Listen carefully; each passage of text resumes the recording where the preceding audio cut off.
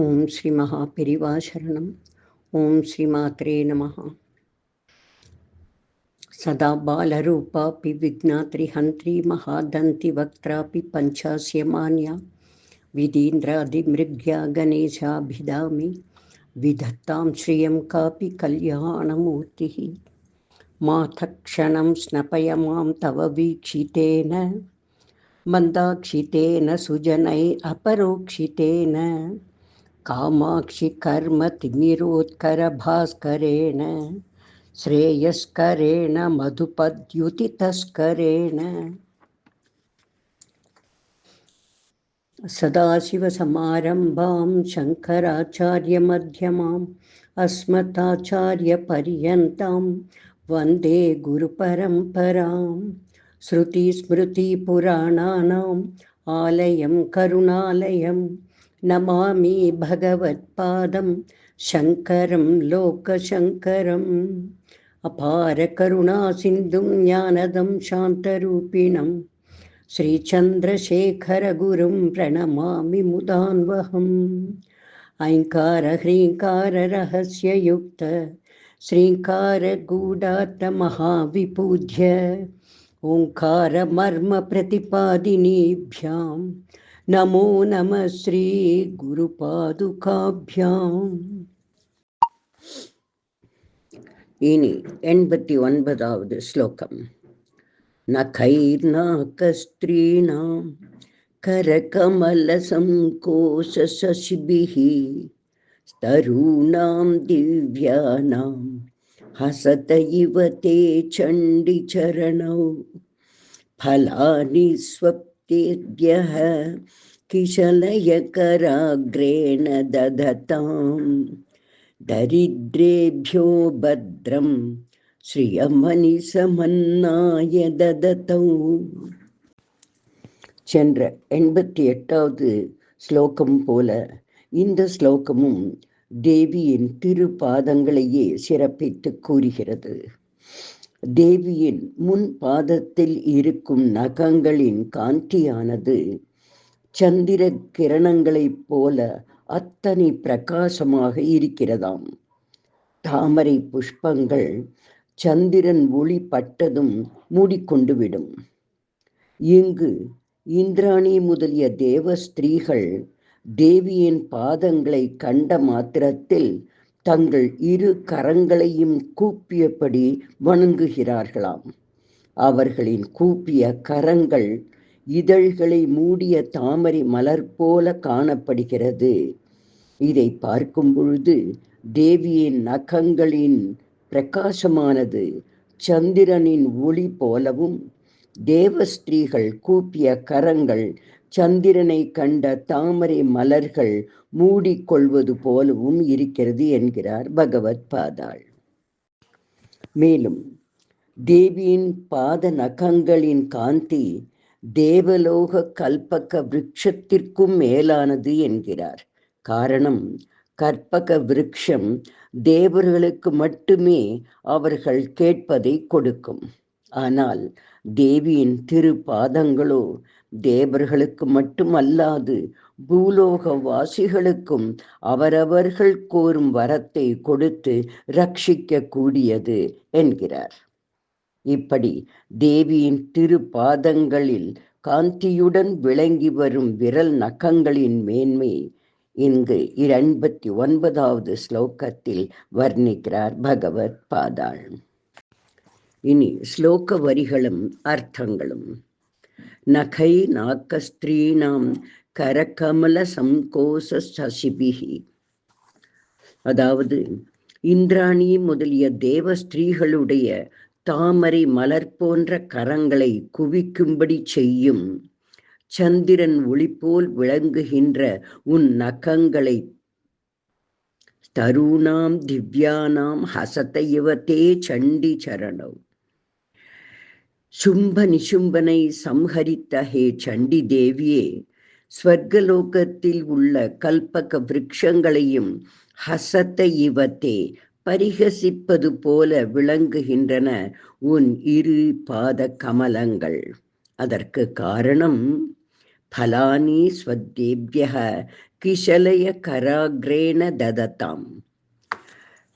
சொர்க்கலோகத்தில் இருக்கும் தேவர்களுக்கு மாத்திரம் கைகள் போன்ற இலை துளிர் நுனியால் அவர்கள் கோரும் பலன்களை தததாம் கொடுக்கின்றன அந்த கற்பக விருட்சங்கள்.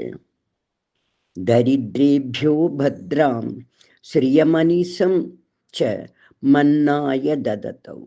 ஆனால் தரித்திரர்களான பூலோகத்தில் கஷ்டப்படும் ஜனங்களுக்கும் சம்பூர்ணமாக சம்பத்தை அனிசம் எப்பொழுதும் கேட்டவுடனே தததௌ கொடுக்கின்றன அம்பாளின் திருப்பாதங்கள் என்கிறார் பகவத் பாதாள்.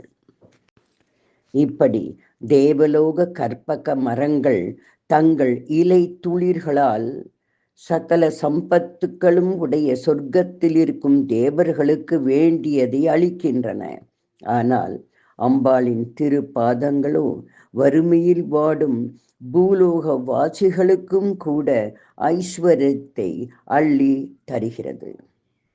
இதனால் தானோ உன் திருப்பாத நகங்களின் ஒளி தேவதாருவை பரிகசிப்பது போல் தெரிகிறதோ என்கிறார் ஆச்சாரியார். உன் நக ஒளி தேவஸ்திரீகளுக்கு சந்திரனின் ஒளி போல் தெரிவதால் அவர்கள் கூப்பிய கரங்களுடன் உன்னை வணங்குவது எப்படி இருக்கிறது என்றால் சந்திரனை கண்ட தாமரை மலர் மூடிக்கொள்வது போல் தெரிகிறது என்கிறார். இப்படி தேவியின் திருப்பாதங்களின் நக காந்தியை வர்ணிக்கிறார் பகவத் பாதாள். நகதீதி சஞ்சன்ன நமஞ்சன தமோகுணாயை நமஹா. ஓம் தத் சத். இனி 90வது ஸ்லோகம். ததானே தீனேப்யஹ ஸ்ரீயமணி சமாசானு சத்ருசீஹி அமந்தம் சௌந்தர்ய பிரகரமகரந்தம் விகிரிதி தவாஸ்மின் மந்தார ஸ்தபக சுபகேயாது வச்சனே நிமஞ்சன் மஞ்சீவஹ கரண சரண சரணதாம். சென்ற 89வது ஸ்லோகத்தை போல் இதுவும் அம்பாளின் திருவடிகளின் மகிமையை போற்றும் ஸ்லோகமாகும். வறுமையில் கஷ்டப்படும் ஜனங்கள் தேவியின் பாதங்களை நமஸ்கரித்து வரும்பொழுது அவர்களுடைய ஆசைகளை அனுசரித்து சம்பத்தை கொடுக்க வல்லவள் அம்பாள். கற்பக மரத்தின் பூங்கொத்துகளைப் போல மிகவும் அழகான திருப்பாதங்கள். பூத்த மலர்களை வண்டுகள் சுற்றி வரும். அதுபோல தானும் தேவியின் மலர் பாதங்களை சுற்றி வரும் வண்டாக தன்னை நினைத்து கொண்டு அம்பாளை தன்னை ஏற்கும்படி சொல்கிறார் பகவத் பாதாள்.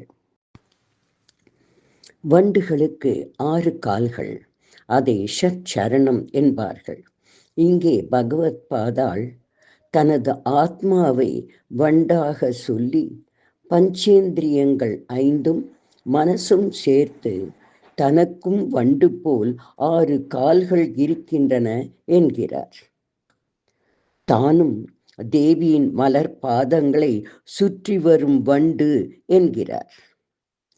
பஞ்ச இந்திரியங்களான கண்களால் தேவியின் பாத தரிசனத்தையும், மூக்கினால் அவளுடைய நிர்மால்ய புஷ்பங்களின் வாசனையையும், நாக்கினால் தேவியின் பிரசாதங்களை உண்டும், தேவியின் திருப்பாதங்கள் பட்ட புழுதியை தன் சரீர தோலாலும், காதுகளால் தேவியின் பாத மகிமைகளை வர்ணிக்கும் கதைகளை கேட்டும், மனதினால் தேவியின் பாதார விந்தத்தை தியானித்து அனுபவித்தும் ஜென்ம சாப்பல்யத்தை அடைய வேண்டும் என்று இந்த ஸ்லோகத்தின் மூலம் சொல்கிறார்.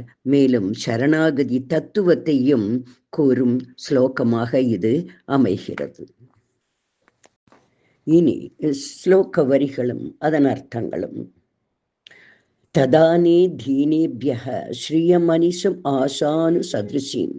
ஹே தாயே, கஷ்டப்படுபவர்களுக்கு அவர்களின் இச்சையை அனுசரித்து செல்வங்களை எப்பொழுதும் ததானே கொடுப்பதும், அமந்தம் சௌந்தரிய பிரகரமகரந்தம் விகிருதி. அமந்தம் அதாவது அதிகமாக லாவண்யமான மகரந்தத்தை விகிருதி அள்ளி தெளிப்பதுமான தவ அஸ்மின் மந்தார ஸ்தபக சுபகே யாது வச்சனே, உன்னுடைய கல்பக விருட்சத்தின் மலர் பூங்கொத்து போல் விளங்கும் இந்த தவ அஸ்மின் உன் பாத கமலங்களில் நிமஞ்சன் மஞ்சீவ கரண சரண ஷட் சரணத்தாம், உள்ளே புகுந்துவிட்ட 6 கரங்களே 6 கால்களாக உடைய வண்டாக ஆகும் தன்மையை மஞ்சீவ என் ஆத்மா அடையட்டும் என்கிறார் பகவத் பாதாள். எப்படி ஒரு வண்டு தேன் பருக மலரின் உள்ளேயே புகுந்து மூழ்கி விடுகிறதோ, அதுபோல உன் கமல பாதங்களை சுற்றி சுற்றி வரும் வண்டாக நான் இருந்து உன் அருள் என்கிற தேனில் மூழ்கி என்னையே மறந்த நிலையை அடைய வேண்டும் என்று பிரார்த்திக்கிறார் இந்த ஸ்லோகத்தின் மூலம் பகவத் பாதாள். வாஞ்சிதார்த்த பிரதாயின்யை நமஹா. ஓம் தத் சத்து. இனி 91வது ஸ்லோகம். பதன்யாச க்ரீடா பரிச்சய இவாரப்து மனசஹ ஸ்கலந்தஸ்தே கேலம் பவனகலஹம்சான ஜஹதி அதஸ்தேஷாம் சிக்ஷாம் சுபகமணி மஞ்சீரரணித சலாதாத் சக்ஷாணம் சரணகமலம் சாருச்சரித்தே. சென்ற 90வது ஸ்லோகத்தில் தேவியின் திருப்பாதங்கள் அருள் வழங்கும் மகிமை கொண்டதென்று அறிந்தோம். இந்த 91வது பாடலில் அம்பாளின் நடை அழகை பகவத் பாதாள் வர்ணிக்கிறார். பொதுவாக உத்தம பெண்களின் நடை மிகவும் நிதானமாக, மென்மையாக, அழகாக, அன்ன பக்ஷியை போன்று நடப்பவர்கள் என்று கவிகள் பெண்களின் நடையை வர்ணிப்பார்கள். இங்கு பகவத் பாதாளோ அந்த அன்ன பறவைகளே அம்பாளிடம்தான் அழகாக நடக்க கற்றுக்கொண்டன என்கிறார். அம்மா, இந்த கைலாயத்தில் இருக்கும் அன்ன பட்சிகள் உன்னுடைய நடை அழகை பார்த்து அதுபோல தாங்களும் நடக்க வேண்டும் என்று ஆசைப்பட்டு உன்னை பின்தொடர்ந்து நீ அடி வைப்பது போலவே தாங்களும் அடிமேல் அடி வைத்து நடைபழகி கொள்கின்றன என்று கூறுகிறார். தேவி தன் கால்களில் தங்கச் சலங்கைகள் அணிந்திருக்கிறாள். அவள் நடக்கும் பொழுது அந்த சலங்கைகள் சப்திக்கின்றன. தன் பின்னால் வரும் அன்ன பட்சிகள் தன் சலங்கை ஒலியை அனுசரித்து தங்கள் கால் அடியை வைக்கட்டும் என்று அன்ன பட்சிகளுக்கு நடக்க சொல்லிக் கொடுப்பது போல் தோன்றுகிறதாம் பகவத் பாதாளுக்கு. அன்ன பட்சிகள் நடந்தால் அதன் கால் சுவடு பூமியில் பதியாதாம். அத்தனை மென்மையாக நடை கொண்டது அவை. இப்படி நடக்க அம்பாளிடம்தான் அவைகள் கற்றுக்கொண்டன என்று அம்பாளின் கால் நடையின் பெருமையை ஒரு அற்புதமான உதாரணம் கூறி வர்ணிக்கிறார் பகவத் பாதாள் இந்த 91வது ஸ்லோகத்தில். இனி ஸ்லோக வரிகளும் அதன் அர்த்தங்களும். பதன்யாச கிரீடா பரிச்சயம் இவ ஆரப்து மனசா. தங்களுடைய பாதங்களை அழகாக வைத்து நடப்பதாக மனதில் நினைத்து அந்த அன்னங்கள் ஸ்கலந்தஸ்தே கேலம் பவனகல ஹம்சான ஜாதி தடுமாறியபடி உன் பின்னால் வருவதை நிறுத்தவில்லை. தாங்கள் மிக அழகாக நடக்கிறோம் என்று நினைத்து கொண்டு தடுமாறிக்கொண்டுதான் அம்பாளின் பின்னால் அந்த அன்னப்பட்சிகள் செல்கின்றதாம். அத்தஸ்தாம் அத்தஸ்தேஷாம் சிக்ஷாம் சுபகமணி மஞ்சீர ரணிச்சலாத்து. தாயே, உன் அழகிய பாதசரமணிகளின் இனிய சப்தத்தின் மூலமாக தேசாம் சிக்ஷாம் அந்த அன்ன பட்சிகளுக்கு நீ நடக்க சொல்லி கொடுப்பது போல ஆச்சக்ஷாணம் இவ சரணகமலம் சாரு சரித்தே உன் பாத கமலங்கள் நடை போடுகின்றன. அதாவது உன் கால் சலங்கை ஒலிப்பதன் மூலம் அந்த அன்ன பட்சிகள் அதை அனுசரித்து நடை பழகட்டும் என்று சொல்வது போல இருக்கிறது என்கிறார். சாரு சரித்தே எங்கள் சௌந்தர்யம் உள்ள தேவியே பரதேவதையே என்று மகிழ்கிறார் பகவத் பாதாள். அதாவது அம்பாள் காலில் அணிந்திருக்கும் தன் கொலுசுகளின் நாதமானது ஹம்ச பட்சிகளுக்கு அழகாக நடக்கும் விதத்தை கற்று தரட்டும் என்று நினைப்பது போல் இருக்கிறது. ஆக அன்னங்களின் அழகிய நடை அம்பாளிடம் கற்ற பாடம்தான். இப்படி அம்பாளின் நடை அழகை மகிமை படுத்தி வர்ணிக்கிறார் பகவத் பாதாள். சிஞ்சான மணி மஞ்சீர மண்டித்த ஸ்ரீ பதாம்புஜாயை நமஹா. 42வது ஸ்லோகத்தில் தேவியின் கிரீட்டம் பற்றி ஆரம்பித்து இந்த 91வது ஸ்லோகத்துடன் அம்பாளின் அங்க வர்ணனைகள் முடிவுக்கு வருகின்றன. அம்பாளின் ஒவ்வொரு அங்கத்தின் சௌந்தரியத்தையும் தனது பொங்கி வரும் கவித்திறமையால் மிகவும் ரசித்து அனுபவித்து கொண்டாடும் வகையில் ஸ்லோக வடிவில் சௌந்தர்ய லஹரி என்கிற இந்த மகத்தான அருள் பொங்கும் கிரந்தத்தை அருளி இருக்கும் ஆதிசங்கர பகவத் பாதாள் திருவடிகளுக்கு அநேக சரணம். ஓம் தத் சத்து. இனி வரும் ஸ்லோகங்கள் பொதுவான கருத்தை தத்துவத்தை கொண்டவை. ஓம் ஸ்ரீ மாத்ரே நமஹ. அதிமதுர சாபஹஸ்தாம் அபரிமிதா மோக பான சௌபாக்யாம் அருணாம் அதிசய கருணாம் அபிநவ குல சுந்தரீம் வந்தே. ஸ்ரீ வித்யாதீசரசித சூர்ணிகா श्रवणपठनानन्दितानां सम्प्राप्तित आयुरारोग्य सौन्दर्य विद्या बुद्धि पुत्रपौत्रकलत्रै ऐश्वर्यादि सकल सौख्यप्रदे श्रीत्रिभुवनेश्वरी श्रीमत्कमलाम्बिके पराशक्ते मातः नमस्ते नमस्ते नमस्ते. पाहि मां पाहि मां पाहि मां देवी तुभ्यं नमः.